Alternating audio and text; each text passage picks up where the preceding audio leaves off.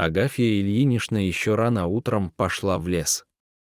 Маленькая деревенька, где жила старушка, раскинула нестройный ряд из 1,5 десятков домов прямо на опушке. Топили тут дровами, а заготовляли хворост запавших веток на протяжении всего лета. Вот бабушка и отправилась в чащу, сначала ходила неподалеку от деревни, но там соседи уже все почистили, вздохнула она и пошла глубже. На пути стали попадаться отломанные ветром ветки и даже поваленные деревья.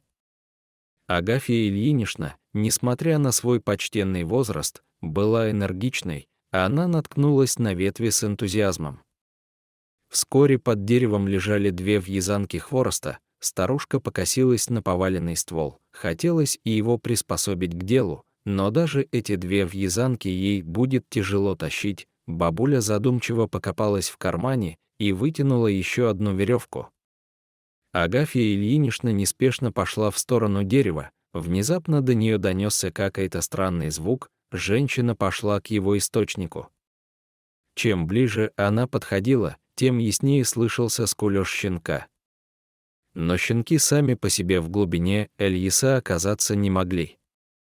Неужели чья-то собака ощенилась и деревенские так избавились от приплода? Старушка повернулась из-за дерева и обнаружила маленького волчонка, застрявшего в капкане. Зверек скулил из последних сил. Маленькую тонкую лапку нещадно зажала в железных тисках. Судя по засохшей багровой шерсти вокруг раны, животное отчаянно вырывалось, но не смогло убежать на свободу. Волчонок попал в ловушку несколько дней назад. Он исхудал, умирал от жажды и потери сил. Агафья Ильинична не смогла пройти мимо. Она приметила палку покрепче, осторожно всунула ее между зубьями капкана и изо всех сил нажала. Металл нехотя разошелся в стороны, однако волчонок не спешил убирать лапу. Он со страхом уставился на бабушку и замер. Казалось, даже не дышал, женщине пришлось самостоятельно вытаскивать лапу зверя. Животное даже задрожало, когда увидело тянущуюся человеческую руку, затем Агафья Ильинична выдернула палку, и капкан со звонким щелчком захлопнулся. Звук ударил зверя по барабанным перепонкам, заставляя очнуться. Волчонок резко вскочил на лапы, ошалел, глядя на ловушку. Пострадавшая лапа тут же подвернулась, отчего животное едва не упало на землю. Восстановить равновесие удалось с трудом. Волчонок уставился на старушку. Теперь в его взгляде не было страха. Агафья Ильинична хмыкнула и вернулась к своей работе. Она обломала толстые ветви у поваленного дерева, связала их и припрятала под кустом. Дотащить точно не дотащит, а за это время кто-то из соседей может присвоить. Когда старушка управилась с хворостом, она вернулась к 2 готовым вязанкам. Одну забросила за плечи, другую взяла в руки и потихоньку пошла к дому. Позади послышалось странное пыхтение. Бабуля развернулась и с удивлением увидела волчонка. За своими делами она успела забыть про малыша. Он был свободен, мог бежать куда угодно, а вместо этого хромал прямо за человеком. «Иди домой», — сказала зверю старушка. Тот не обратил на просьбу никакого внимания, поэтому женщина хлопнула в ладоши и топнула ногой. «Иди». «Кыш». Животное отошло на пару шагов назад, но стоило Ильиничне развернуться, как тут же поспешила следом. Старушка решила, что волчонок сам отстанет, когда ему надоест бегать. У нее были более важные дела, чем отпугивание диких зверей. Хворост сам себя домой не принесет. Волчонок совершенно не понимал, что ему делать. Он остался один в незнакомом месте, да еще и попал в ловушку. Поначалу человек вселял ужас. Но скоро стало понятно, что вредить зверёнышу никто не будет. Более того, ту гадкую железную штуку, которая делала больно, сняли с лапы. Малышу было плохо. Сильно болела пораненная лапка, от жажды пересохла во рту, а от голода лапы еле двигались. Интуитивно он потянулся за старушкой, которая сделала добро. Волчонок не понимал, почему идет за ней, но был уверен, что все делает верно. Однако с каждым шагом силы у животного заканчивались, бабуля шла медленно, но для раненого истощенного зверька даже такой темп стал недостижимым. На 3 лапах передвигаться было непривычно и неудобно. То и дело одна из конечностей цеплялась за другую, отчего волчонок летел носом в землю. Наконец силы окончательно оставили его, зверек сделал несколько шагов, тяжело рухнул на землю и быстро задышал. Когда он поднял взгляд на старушку, та уже была далеко. На животное нахлынуло острое чувство одиночества. Волчонок сильно испугался, что теперь он никому не нужен. От безысходности он тихонечко заскулил. Бабушка Агафья внимательно прислушивалась, шаги позади все не смолкали, старушка покачала головой, упертый зверь попался. Однако вскоре сопение позади оборвалось. Женщина подавила порыв обернуться, это как с бездомными собаками, стоит один раз посмотреть, и они уже идут за тобой домой.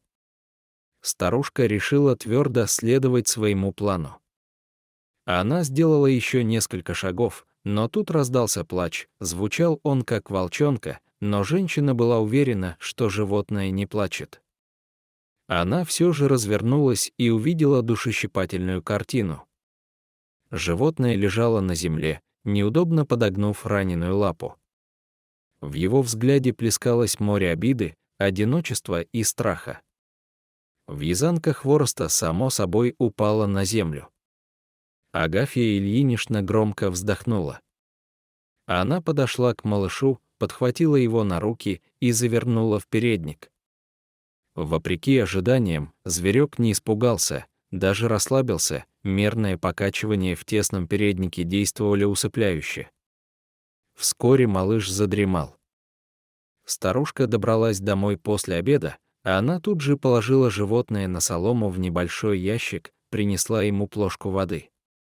Волчонок так давно пил, что набросился на живительную влагу, грозя поглотить ее вместе с посудой. Когда мисочка опустела, зверек устало лег. Агафья Ильинична принесла воды из старых тряпок и занялась раной животного, а она тщательно смыла засохшие багровые потеки, несколько дней в капкане не могли пройти для зверя даром. Ветеринаров и специальных лекарств в деревушке не было, тут и на людей редко когда хватало таблеток. Поэтому бабушка отправилась в темную, остро пахнущую травами каморку и принялась собирать засушенные листочки в кастрюльку, а она залила сбор водой и развела огонь в печке. Пока готовился отвар, Агафья Ильинична собрала на стол. Вчерашняя каша и кусок редьки не сильно подходили для кормежки дикого зверя. Но больше у старушки ничего не было, поэтому она честно поделилась кашей с животным. Волчонок долго недоверчиво принюхивался, запах не был неприятным, просто очень странным, такого он раньше никогда не пробовал. Любопытная мордочка развернулась к хозяйке дома, та ела свою порцию, не кривилась и не плевалась. Тогда зверек тоже осмеялся попробовать, он лизнул кашу языком, смешно склонил голову на бок, а потом лизнул ее с другой стороны. Вкус был странный, но животному понравилось, голодный волчонок тут же набросился на угощение, сметая все почистую. Агафья Ильинична только усмехнулась. Она оставила животину у себя. Каждый день промывала ему лапу, а отваром кормила и поила, постепенно зверек становился все более веселым. Его уже не устраивали тесные стены коробки, острые зубки резались, поэтому картон пошел в расход в качестве погрыз ушки. Через месяц волчонок чувствовал себя хорошо. Даже бегать стал быстро, хоть и немного прихрамывал на пораненную лапу. Агафья Ильинична решила, что животное можно выпускать на свободу. Крепко спеленала его тер-епицей, чтобы не сбежал в сторону соседних домов, и отправилась вглубь Эльиса. Старушка пришла на то место, где обнаружила зверя. Она развязала ткань и поставила животное на землю около поваленного дерева. Волчонок задрал мордочку, жадно втягивая воздух вокруг. Почти забытые ароматы заполняли легкие. Он внимательно принюхивался и вдруг уловил чарующий и неповторимый запах мамы. Зверь, даже не оглянувшись, бросился за родным ароматом. «Удачи!» — прошептала вслед Агафья Ильинична. Прошло 2 года, и женщина уже не вспоминала о случае с волчонком. Она постарела, ослабла, но никто не отменял заготовку хвороста, осень пришла слишком быстро. Ночью начались заморозки, выпал тонкий слой снега, который не таял под редкими лучами холодного солнца, но старушка все еще не насобирала достаточно хвороста, чтобы пережить эту зиму. Поэтому в один из погожих дней она отправилась в лес. Агафья Ильинична тянула за собой маленькие санки, на которые удобно было складывать ветви, все лучше, чем на себе тащить. Старушка зашла уже глубоко в лес, когда почувствовала недомогание. Веревка от санок сама выпала из ослабевших пальцев, бабушка потянулась рукой к ближайшему дереву, чтобы опереться на него.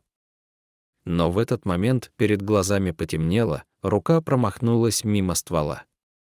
Агафья Ильинична полетела на землю. Она ударилась головой о выступающий корень и потеряла сознание. Старушка пришла в себя только на следующее утро. С одного бока ее грело что-то большое и теплое, как печка. С другой стороны, по руке и ногам ползали маленькие пушистые комочки. Агафья Ильинична ощущала, как малыши тыкаются в ее одежду носом. Они поскуливали и облизывали пальцы. Старушка увидела щенка, а она еще не пришла в себя окончательно, но была уверена, что животных рядом быть не должно. Ильинична открыла глаза, над ней покачивали голыми ветвями деревья. Женщина внезапно вспомнила, как шла за хворостом. Она приподнялась, тут же звери отбежали подальше, старушка в изумлении смотрела на пушистиков перед собой. Волчица с 2 волчатами, вот кто грел ее, не давая замерзнуть на снегу. Солнце поменяло свое положение на небосклоне, значит, она была без сознания несколько часов. Агафье Ильиничне следовало бы испугаться, дикие звери не самая лучшая компания, но она была уверена, что ничего не случится. Не съели же ее до сих пор. Поэтому старушка аккуратно поднялась. Перед глазами больше не темнело, голова прояснилась. Волчица со щенками отбежала еще дальше. Агафья Ильинична с удивлением увидела, что при беге животное немного прихрамывает на одну лапку. Тут же в голове всплыли воспоминания 2-летней давности, когда она выхаживала маленького обессиленного волчонка. Зверь вырос и превратился в красивую волчицу. Старушка нашла свои санки и медленно побрела домой. До самой опушки Агафью Ильиничну не отпускало ощущение, что за ней кто-то наблюдает. Выйдя из леса, она оглянулась, среди деревьев замелькали 3 тени, исчезая в чаще. «Спасибо», — прошептала старушка вслед волкам. Кто бы знал, выжила бы она в промерзшем лесу, если бы не помощь животных, скорее всего, она бы насмерть там окоченела. А весной кто-то из соседей нашел бы сани.